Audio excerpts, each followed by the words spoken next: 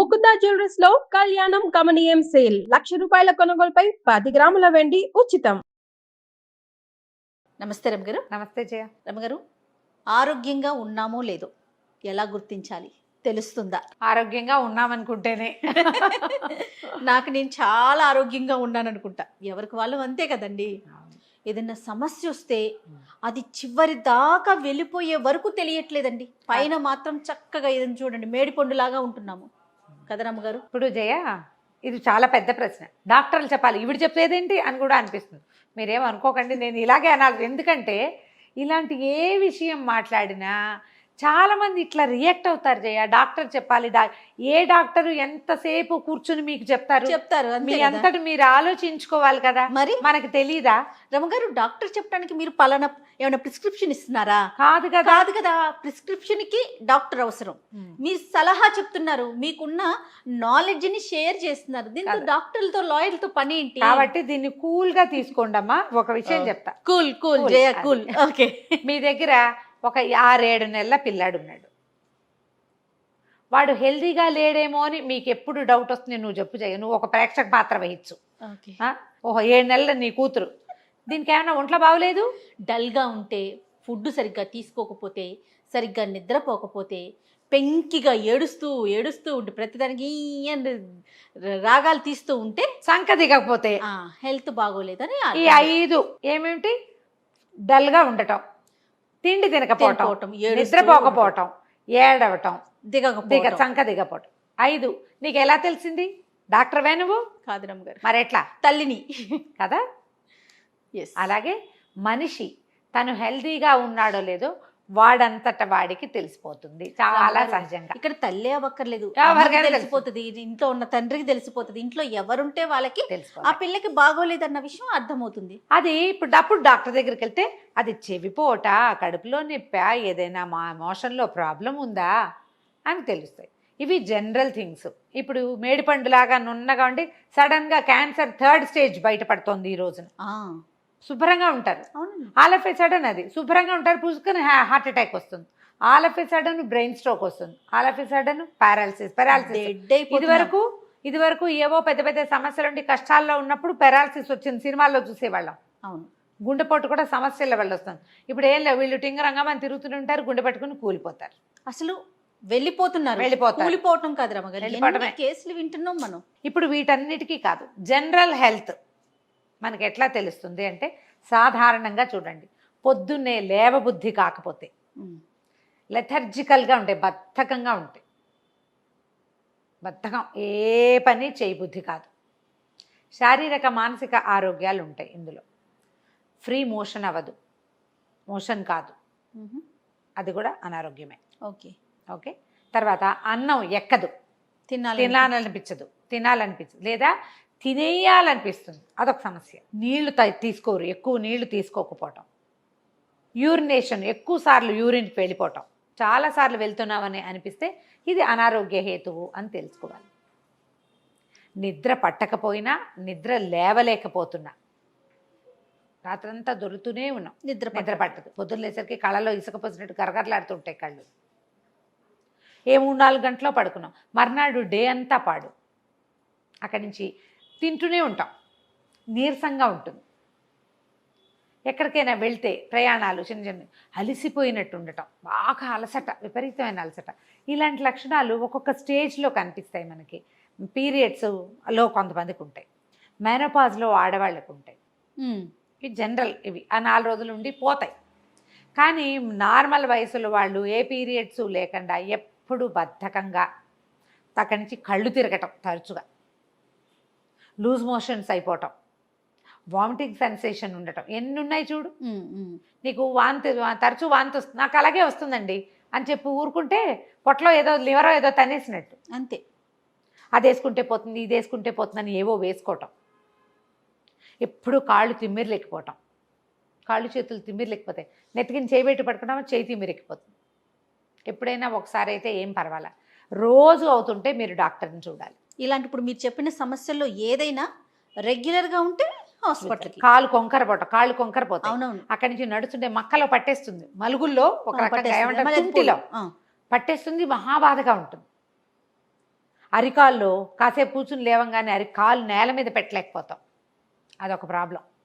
తరచుగా గోళ్ళు విరిగిపోతున్నాయి మీవి, గోళ్ళు బ్రిటిల్గా ఇట్లా ముట్టుకుంటే తల పుట్టుకోమని విరిగిపోతుంది, లేదా గోళ్లలో పుచ్చు వస్తుంది, కాలి గోళ్ళు చేతి గోళ్ళు రంగు మారిపోవటం, జుట్టు విపరీతంగా ఊడిపోవటం, ఇవి అనారోగ్య హేతువులు.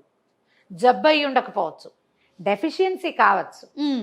పిల్లల్లో గమనించండి, పిల్లాడు ఎంత చెప్పినా మాట వినడు, సాటిస్ఫై అవ్వడు, ఏదో కావాలంటాడు, అది ఇచ్చినా సాటిస్ఫై కాడు, వాడి పొట్టలో పురుగులు ఉండొచ్చు, కింకగా ఏడుస్తారు చిన్నపిల్లలు, మీకే ఏడుద్దాం అనిపిస్తూ ఉంటుంది. డిప్రెషన్ సూచనలు అన్నిటికీ ఏడవటం, ఒంటరిగా ఉండాలనిపించడం, తినబుద్ధి కాపాడు, తినరు పిల్లలు. దాని పేరు ఏదో ఉంది, ఎనోరెక్సియా అలాంటిది ఏదో పేరు మర్చిపోయాను, బులిమియా, ఎనోరెక్సియా, ఇలాంటి పేర్లు ఉన్నాయి జయ. ఒకటి తెగ తినేసి 50 పదార్థ చబ్బీగా ఉంటారు పిల్లలు, మొద్దుల్లా కూర్చుని ఉంటారు, జబ్బు. పిల్లాడు లావుగా ఉంటాడు, బొద్దుగా ఉంటాడు, సన్నపడితే చిక్కిపోయాడు అంటారు. నువ్వు మీ అమ్మాయి చిక్కిపోయిందని చెప్పావా నాకు? నేనేమన్నాను? కాలు సాగుతోంది, ఏం పర్వాలేదు అని చెప్పాను. అది చిక్కిపోలా, మెడ సాగి చక్క సన్నగా పొడుగ్గా నైస్గా అవడానికి సూచనగా వస్తుంది. చబ్బీనెస్ తగ్గగానే జబ్బు చేసేసిన పిల్లకేదో అయిపోయింది, తింటలేదు అని అక్కడి నుంచి మనం తినట్లేదు అనే దానికి కనెక్ట్ చేసుకుంటాం. తింటారు పిల్లలు, తింటారు. మీరు అన్నట్లుగా ఎదుగుతున్నారు అంతేనా? ఈ ఎదిగే క్రమంలో పిల్లలు బలహీనంగా ఉంటే, వాళ్ళు నిద్రపోకపోతే, వాళ్ళ కళ్ళు తిరిగిపోవటం, వీక్గా ఉండటం, నీరసంగా ఉండటం, ఏ పనికి కదలకపోతే, చిక్కిపోతుంటే జాగ్రత్త పడాలి. ఏదైనా దగ్గు అవి తగ్గకపోతే డాక్టర్ని చూడాలి. తరచుగా జ్వరం వస్తుంది, సాయంత్రం అయ్యేసరికి పక్కలు వెచ్చబడతాయి, పక్క ఒళ్ళు వేడిగా ఉంటుంది, డాక్టర్ని చూడాలి. ఇవన్నీ కూడా మన అనారోగ్యపు హేతువులు, సూచనలు. వీటిలలో ఏవి కనపడినా చాలా మంది కొట్టి పారేస్తారు. కొంతకాలం క్రితం, ఇప్పుడు మన సొంత ఫ్లాట్లోనో ఒక ఫ్లాట్లో ఉన్నప్పుడు ఎదురుకుండా ఆవిడ ఒకసారి ఎప్పుడు నాతో మాట్లాడారు, ఏదో మాటల మీద. చాలా వీక్గా ఉంటుందండి, రోజు బ్యాంక్ వెళ్ళి విసుకొస్తుంది, విసగతగా ఉంది, కాళ్ళు ఆగేస్తున్నాయి అంటే, నేను చెప్పాను మీకు ఏదైనా డెఫిషియన్సీ ఉందేమో చూపించుకోండి. మనిషి పలచబడిపోయారు, సన్నటావిడ ఆవిడ పలచగా అయ్యారు. అప్పటికి మన కథ మొదలైన కథ విషయం కాదు, ఎప్పుడో 8 ఏళ్ల సంగతి ఇది, 8 ఏళ్ళు అయిపోయింది. ఒకసారి చూడండి, టెస్ట్ చేయించుకుంటే మీకు కంప్లీట్ బ్లడ్ పిక్చర్ చేస్తే ఏవి తక్కువ ఉన్నాయి, ఏవి ఎక్కువ ఉన్నాయి, ఏవి పోయినాయి, ఏవి ఉన్నాయి మనకు తెలుస్తుంది. ఆవిడ ఓ రోజు బ్యాంకుకి సెలవు పెట్టి మరీ వెళ్ళారు. తర్వాత చెప్పారు, మీరు డాక్టర్స్ వైఫ్ అని భలే ప్రూవ్ అయ్యారండి, నాకు డి విటమిన్ డెఫిషియన్సీ ఉంది, దానివల్లే అవన్నీ ఉన్నాయని చెప్పారు డాక్టర్. ఆఫీస్ వరకు పొద్దున్న 9ంటికి వెళ్ళిపోతారు, అసలు ఎండలో నడిచే అవకాశమే రాదు. సండే ఏదో ప్రార్థనకి వెళ్తున్నామనేవారు, మార్నింగ్ కార్లో వెళ్ళి అది ప్రార్థన చేసి వచ్చేసేవారు. ఇక బయట తిప్పట్లు లేవు, షాపింగ్లు సండే ఈవినింగ్, ఎప్పుడు ఎండమొహం చూస్తారు? అవును. అది కాకుండా కొంతకాలం అయ్యేసరికి శరీరంలో వాటిని తయారు చేసుకునే కెపాసిటీ ఉండదు. ఈ డెఫిషియన్సీలు ఎక్కువ జబ్బుగా, మొదట సిమ్టమ్స్గా ఉండి తర్వాత జబ్బుగా పరిణమిస్తాయి. సిమ్టమ్స్లో మనం గుర్తించుకోవాలి. కొంతమంది ఉంటారా, ఏమి ఉండదు, అంటే డాక్టర్ దగ్గరికి పరిగెడతారు. ఇంకొంతమంది ఉంటారు, అన్ని సిమ్టమ్సే ఉంటాయి, అవి చెప్పరు, అది అక్కర్లేదు అనుకుంటారు. తరచుగా జలుబు చేయటం, తరచుగా జ్వరం రావటం, ఇవన్నీ ప్రాబ్లమ్స్. ఒకసారి మా వారి ఫ్రెండ్, వారి పేరు చెప్పాలి, డాక్టర్ మనోహర్ ప్రసాద్, విజయవాడలో ఉంటారు, హోమియో డాక్టరే. ఇంకెప్పుడు జలుబు చేస్తే నాకేం చేయదు అన్న, నాకేం అలాంటివి రావు, మీరు మీకు పెద్ద జబ్బులు వస్తాయండి అన్నారు. ఊరికే జలుబు చేసి ఊరికి తరచుగా అప్పుడు నెలకి 2 నెలలకి జ్వరాలు వచ్చి 1-2 సార్లు మోషన్స్ అయిపోయే వాళ్ళు బాగానే ఉంటారు. ఏమి రాకుండా నున్నగా పొనకాయలనే ఉంటారు కదా, వాళ్ళకి ఏదో పెద్దది వస్తుంది అలా అన్నారు. అవునా అని నేను అడిగితే, నేను సరదా కన్నానండి, కానీ ఇలా జరుగుతుంది. ఏ ప్రాబ్లమ్స్ లేకుండా ఉండే వాళ్ళకి సడన్గా ఏదైనా వస్తుంది. ఈ చిన్న పన్న ప్రాబ్లమ్స్ రావచ్చు, వీటిని కరెక్ట్ చేసుకుంటూ ఉంటే, జనరల్ హెల్త్ ఇంప్రూవ్ చేసుకుంటూ ఉంటే ఏం ప్రాబ్లమ్స్ ఉండవు. ఏ ప్రాబ్లం, ఇది నిజమైన మాట అని అన్ను, ఇది ఒక సరదా మాటగా అయినా కూడా నేను అనుకుంటా, ఇప్పుడు చూడు నున్నగా పొన్నకాయ వెళ్ళే వాళ్ళు పుసుకుని రాలిపోతున్నారు. అవునండి, ఆ మాట నిజమే అనిపిస్తోంది ఇప్పుడు కదా. నేను ఎన్ని విషయాలు చెప్పాను, ఇంకా నేను చెప్పనివి డజన్లు ఉంటాయి. కళ్ళు పేల్గా ఉండటం, పెదిమలు తెల్లగా అయిపోవటం, ఐరన్ డెఫిషియన్సీ, నిద్రమొహం, ఎంత పడుకున్నా సరే నిద్రమొహంగానే ఉంటారు. అవి కూడా గమనించుకోండి. మిమ్మల్ని మీరు, దేహాన్ని ప్రేమించాలని చేసాము ఒక వీడియో. అవునండి, మనతో పాటు ఉండేది మన శరీరమే. ఈ మధ్య అవి మీద 3 బాల్స్ ఉండి ఉఫ్ అని ఊదామనుకో, దాన్ని మన బాల్స్ 3 బాల్స్ పైకి లేస్తే లంగ్ కెపాసిటీ ఉన్నట్టు. అవును, అవి ఎవరో ఒకళ్ళ కోసం చేస్తే ఇంట్లో వాళ్ళంతా మనం ఎలా ఉన్నామో చూసుకోవడం కోసం ఉఫ్ అని ఊదుకుంటున్నాం. ఉఫ్ అని ఊదుకుంటున్నాం, మరేం చేస్తాము? అంతే కదా. కోవిడ్ లో వచ్చినప్పుడు కోవిడ్ అందరం కొనుక్కున్నాము లంగ్ కెపాసిటీ పెంచడం కోసం. మీరు లంగ్ కెపాసిటీకి ఇలాంటిది అక్కర్లా, ప్రాణాయామం చేయండి, శుభ్రంగా వాకింగ్ చేయండి, హెల్దీ ఫుడ్ తినండి. మీకు ఏది సూట్ కాదో దాన్ని వదిలేయండి, మానేయద్దు, తక్కువ తినండి. కానీ మన శరీరం చెప్పేస్తుంది కదా రమ్మగారు, మన శరీరానికి పడదు చేయ. అన్ని బజ్జీలు తినద్దు, 2 తినండి. మళ్ళీగా స్లోగా అది అడ్జస్ట్ అవ్వడానికి ట్రై చేస్తుంది. ఆ చిన్న ఇబ్బందిని శరీరం అధిగమించేందుకు ప్రయత్నం చేస్తుంది. ఇంత పోసామనుకో, చిచ్చి నాకు వద్దని తోసిపారేస్తుంది. అవును కదా. ఇలా జాగ్రత్త పడండి. ఇలాంటి సిమ్టమ్స్ ఏమైనా ఉంటే, ఇంకా నేను చెప్పినవి కాకుండా మీరు ఆలోచిస్తే, ప్రతి వాళ్ళకి, నేనేదో తెలివిగలదాన్ని కాదు, అందరం తెలివిగలవాళ్ళమే, అందరికీ అన్నీ తెలుసు, ప్రతి వాళ్ళకి తెలుసు.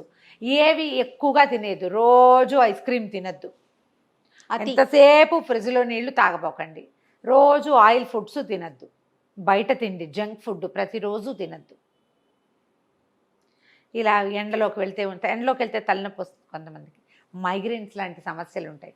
మన జీన్స్ ద్వారా వచ్చే ప్రాబ్లమ్స్ కొన్ని, మన శరీర ధర్మాన్ని అనుసరించి వచ్చే జబ్బులు కొన్ని, వాతావరణం వల్ల వచ్చేవి కొన్ని, అలర్జీస్. ఇంకా మనం ఎలర్జీ చెప్పలా, ఎన్ని ఎలర్జీస్ ఉన్నాయి జయ, రకరకాల రమ్మగారు. ఎలర్జీలకు నేను ఒక మాట చెప్తా, చెప్పండి. అంటే ఇది ఒక ప్లస్ పాయింట్. ఎలర్జీస్కి హోమియోపతిలో ఎక్కువ మందులు దొరుకుతాయి. 100%. నాకు ఫ్రాగ్రెన్స్ ఎలర్జీ ఉండేది జయ, ఆయాసం వచ్చేది, మల్లెపూలు అవి కూడా పడేవి కాదు, కర్పూరపు వాసన, అగరత్తుల వాసన అవి కూడా పడేవి కాదు. బూజు దులిపినప్పుడు మొదలైంది డస్ట్ ఎలర్జీ తోటి, తర్వాత ఫ్రాగ్రెన్స్ ఎలర్జీలోకి దించింది. చిన్నప్పుడే 16, 17 ఆ వయసులోనే.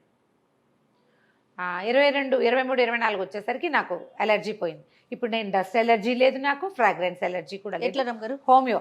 డాక్టర్ గారికి ముందే మీరు హోమియో మెడిసిన్ తీసుకున్నారు? మా మామగారు, ఓహో, ఆయన ఇచ్చిన మందుతోటి పోయింది. ఆయన కూడా హోమియో డాక్టర్. 100% పనిచేస్తే. నేను ఎంతమంది ఎలర్జీ వాళ్ళనో చూశాను.